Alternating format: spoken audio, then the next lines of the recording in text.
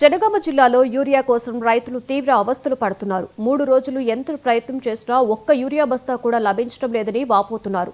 పాలకుర్తి, కొడకంట్ల మండలాలలో అన్నదాతలు సొసైటీ ముందు పడికాపులు కాస్తున్నారు. చెప్పులు క్యూలో పెట్టినా రాత్రులు జాగారం చేయవలసి వచ్చిందని ఆవేదన వ్యక్తం చేస్తున్నారు. అటు మహబూబాబాద్ జిల్లాలోనూ యూరియా కష్టాలు కామన్గానే మారిపోయాయి. కేసముద్రం పిఎస్ ముందు అన్నదాతలు ఆందోళన చేశారు. వరంగల్ ప్రధాన రహదారిపై రాస్తారోకో కూడా చేశారు.